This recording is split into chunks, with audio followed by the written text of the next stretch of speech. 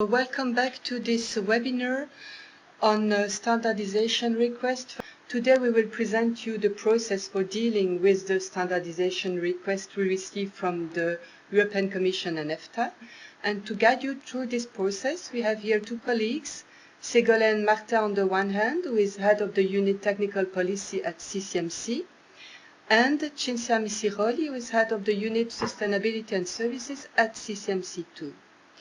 The webinar today will last about 30 minutes, and it means that for getting the best of it, we follow the basic principle, who are turn off your emails, phone, Outlook message, and so on. But please don't hesitate to raise any questions you have through the question and answer panel.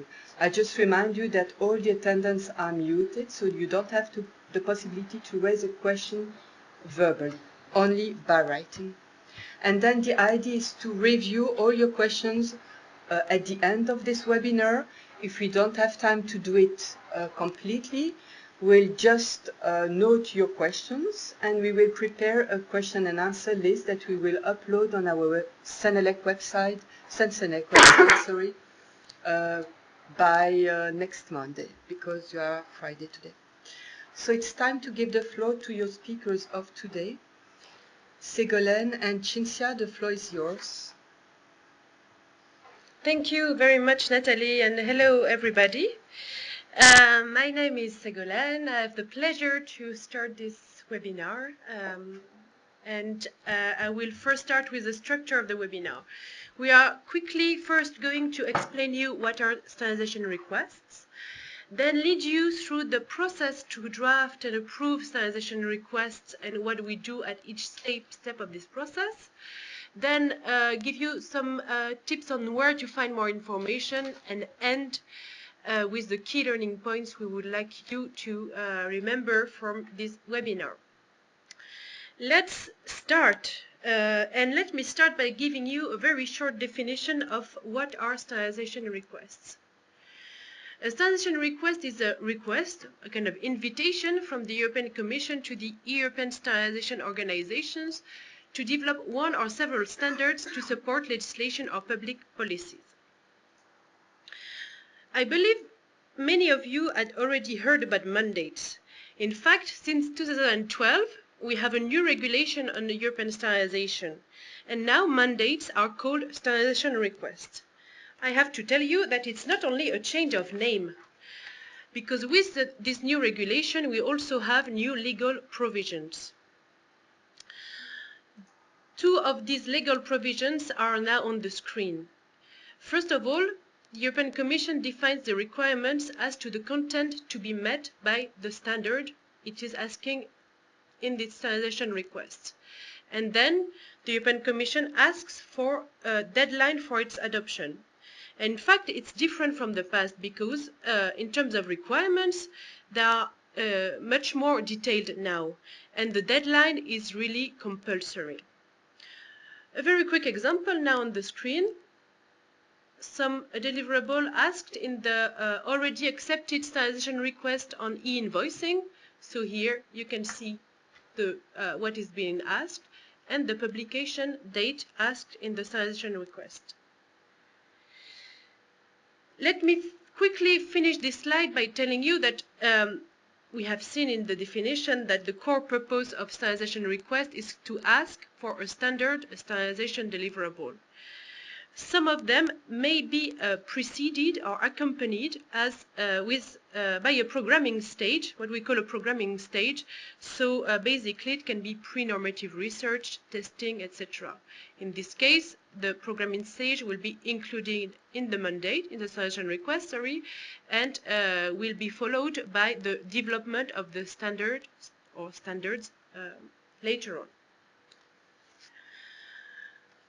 Now, let me give you a few elements about what I call the ID card, the identification card of standardization request.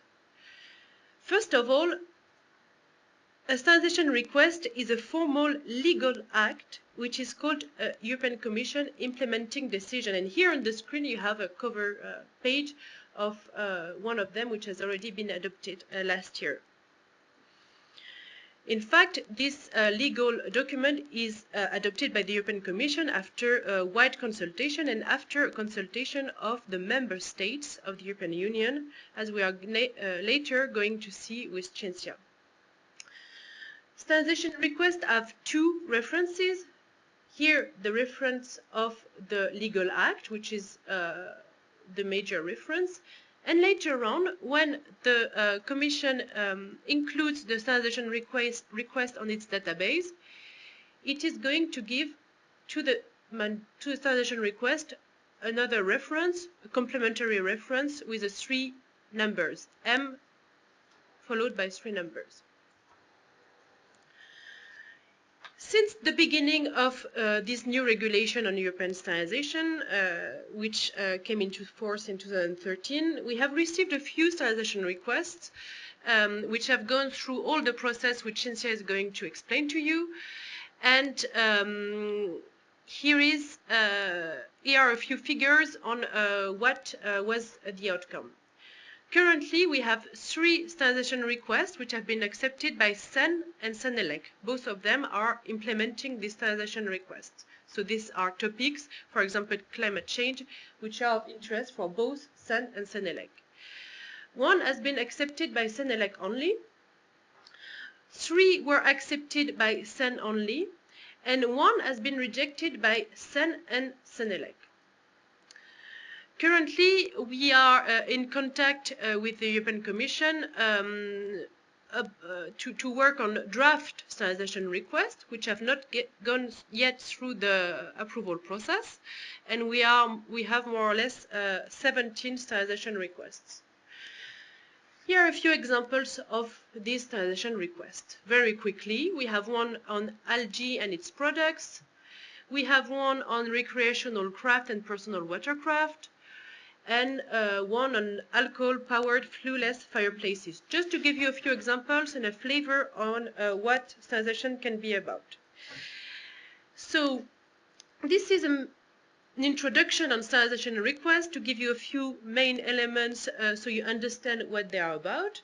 And now I'm giving the floor to CEN-CENELEC to explain you what is the process and how standardization requests are drafted and adopted. CEN-CENELEC. Thank you, Ségolène, for having given the background about what standardization requests are. And now let's have a look at the various phases of a standardization request process, starting from the planning. And the planning starts from the annual Union Work Program, and which is a document that is developed by the European Commission according to Article 8 of Regulation 1025, and which provides an overview of topics for possible future standardization requests. It is based on EU strategic priorities and policies. And in a way, it helps the ESOs to start planning their activities, identifies areas for future work, and allows the ESOs to start a dialogue with the European Commission. It has to be noted, though, that even if this work program is published each year, it does not mean that the topics covered in the documents will necessarily end up in a standardization request. Some of those topics might be dropped or eventually postponed. It is important to note that there is a consultation of all relevant stakeholders while drafting these documents, and the ESOs are one of the stakeholders consulted.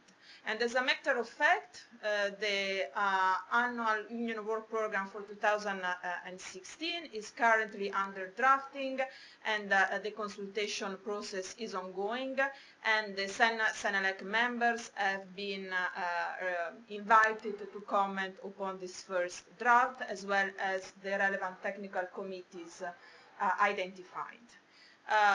Once this consultation process is finalized, usually the annual Union Work Program is published during summertime.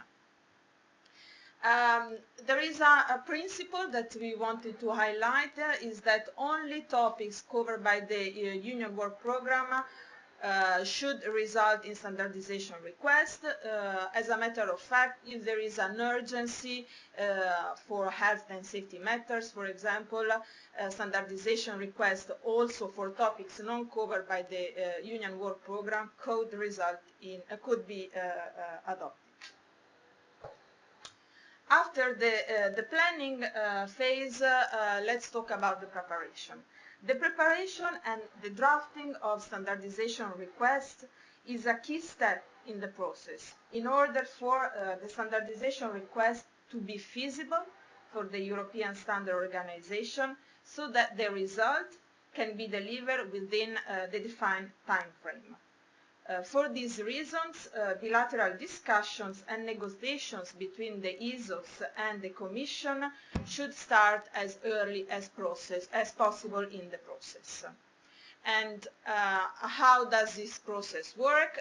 The Commission informed the CEN-CENELEC Management Center about their intention to draft a standardization request and in order to get feedback on its content. The CEN-CENELEC Management Centers provide this information to the CEN-CENELEC members in order to get a feedback, a view on the draft content of the standardization request, and also relevant technical committees are involved. And the feedback that is requested is on the type of work that is necessary to be carried out, whether according to the members and the relevant committees this is feasible or not, on the market relevance of the request. In particular, it's important that there is a real need from the market and from the industry on the standards that will be developed according to the standardization request, and that relevant stakeholders are available to do the work. It is true that it's possible also to get financial support from the Commission in order to carry out the work, but this must not be a precondition to do the work. And once we accept the standardization request, it's a real commitment and the work needs to be carried out. Another feedback that will be required from the members and from the TC is about the deadlines, whether they are realistic or not, whether there are already responsible bodies available to do the work, and you can also comment upon any other relevant aspect that is included in the draft standardization request. I would say this is as I said before, this is a key moment because this is the moment you can influence and contribute to the content of the standardization request. This is the moment that you have your say. In order to ensure that the interest of the ESOs are duly considered in the standardization request, we have started a pilot phases and we have starting to establish ad hoc groups that will be composed by the CEN-CENELEC members, relevant technical committee, partner organization, in order to discuss the content and arrive to a common position on the content of a standardization request that will be brought forward to the European Commission. This ad hoc group will have a CCMC as a secretariat and will be created when necessary. For example, the first one created is one on urban ITS. We are also in discussion with the ISO and IEC in order to identify a mechanism in order to ensure that also the collaboration with our international counterpart is reflected in the standardization request in a proper way. Once we had this discussion with the European Commission that could last for a few months up until a year, sometimes it happened, and we agree to what is a final draft of a standardization request.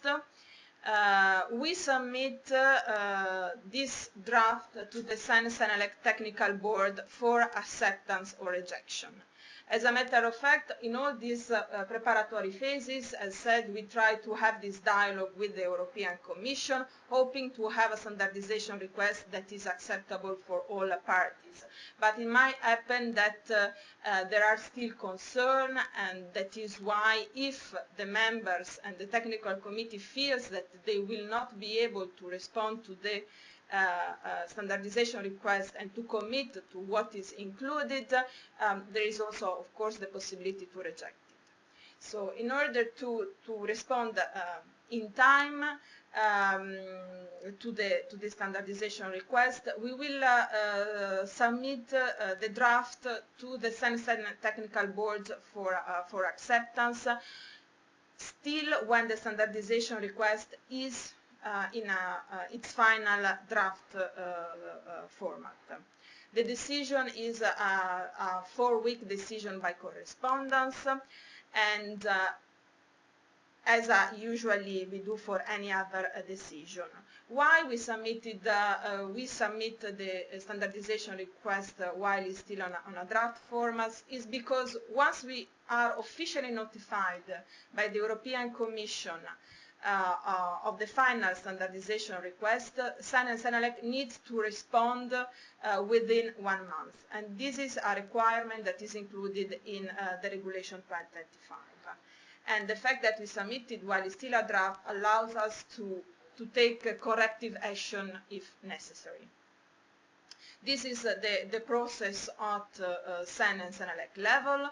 At the European Commission, what it happens is that while we submit the draft for approval to our technical boards, the Commission submits the same draft to the Committee on Standards also for approval, and the Committee of Standards is composed by representatives of the Member States. Once it's approved by the Committee on Standards, the standardization request is adopted as implemented act and then officially notified to the standards organization. This is simply a flowchart that we wanted to show you, that we try to be as quickly as possible and efficient as possible in order to respect the deadlines that are fixed by the regulation and the process time that we allow for the handling of the standardization request. But what does a standardization request include and what it will require? As mentioned by Ségolène earlier on, now standardization requests are much more detailed than they used to be in the past. Now there are a series of criteria that needs to be fulfilled and for which we will need to respond. First of all, the standardization request foresees now a project planning, including the identification of resources available, will request CEN-CENELEC to develop within a specific time frame a work program that could consist on the title and scope of the standards to be developed. The work program could also include the standards that are already available or under development. There needs to be an agreement with the European Commission on what the work program would include, and the Commission needs also to be informed on any changes that will occur to the proposed and agreed work program. There is also reporting that is foreseen. That means that CEN-CENELEC and the relevant technical committees need to report every year on the ongoing work under a particular standardization request until the completion of the work. It has to be noted that also the requirements that are given in a standardization request apply also for the revision, the future revision of the European standards covered by the standardization request. Again, we would like to highlight the need to respect the time frame is much more important, I would say, that it used to be in the past. The Commission is scrutinizing more closely the development time of the standard organization, and there is, for the interest and benefit of the standardization organization, it's important that once we commit to a specific deadlines, the standards are adopted as agreed. Of course, standardization requests can cover various union policies, and are also linked to legislation. But the standardization requests, and I would like to underline it, are compulsory in case of European standard meant to provide presumption of conformity to a specific piece of legislation. Of course, as we all know, for example, the New Approach Directive. And the European Standard Organization should implement appropriate measures to ensure that each harmonized standard comply with the term of the relevant standardization request. And it's important also to underline that standards that are developed under a standardization request can also cover aspects that are not related to that standardization request or not linked to that specific piece of legislation. But of course, as in the past, the European standards need to be clear and to clearly indicate the relationship between the content of the standards and the corresponding legal requirements. To make it short, to have an annex ZA and annex ZA in the case of New Approach Directive. I give the floor again to Ségolène in order to give you a few more details. Yes, so here is a list of possible sources of information you may want to read in order to learn more. First of all, we have included the link to the Regulation 1025 on European standardization, as the Article 10 is about standardization request, and you may want to read what it says and what are the detailed regulatory provisions. Then you may be interested to know that there is a list of standardization requests on the website of the European Commission. So all already approved standardization requests are there. Also, the old mandates are also on this website. Cinzia referred about the UWP, so the Union Work Programme. It's on the website of the Commission as well, and we are now in contact with the Commission regarding the work program for next year, so 2016. And last but not least, here is the address sr@CEN-CENELEC.eu if you want to learn more about what CEN and CENELEC are doing in the field of a specific standardization request. Some of you have already heard about the vademecum on European standardization. It's a text which is currently being drafted and which is even finalized now by the European Commission. We have been closely working together on this text. The vademecum is about standardization requests and explained from a European Commission's perspective what are the steps. So we will, of course, follow that closely and inform all of you when the text is approved. It should be in the coming weeks or months. Thank you, and Cinzia, now I'm going to give you the key learning points that we would like you to remember when this webinar is finished and after this hopefully sunny weekend. First of all, we would like to you to remember that deadlines of standardization requests must be respected. Now we have this requirement that when there is a deadline in a standardization request, we have these deadlines, we have to respect it, we have to deliver on time, and we have to plan all the necessary steps in order to ensure that we fulfill our commitment. Second, market relevance is key. We should only accept standardization requests if we have interested stakeholders, interested companies, etc., ready to take part in the work. And then, finally, the informal consultation stage is crucial. We have some months of dialogue with the European Commission to prepare the standardization request. We can have a constructive dialogue about the content, the deadlines, etc. We should really be active throughout this stage in order to ensure that when the text is finalized, it's a text which is okay for us, which we will be able to execute. So please bear these 3 points in mind. This is now the end of this presentation. Thank you very much.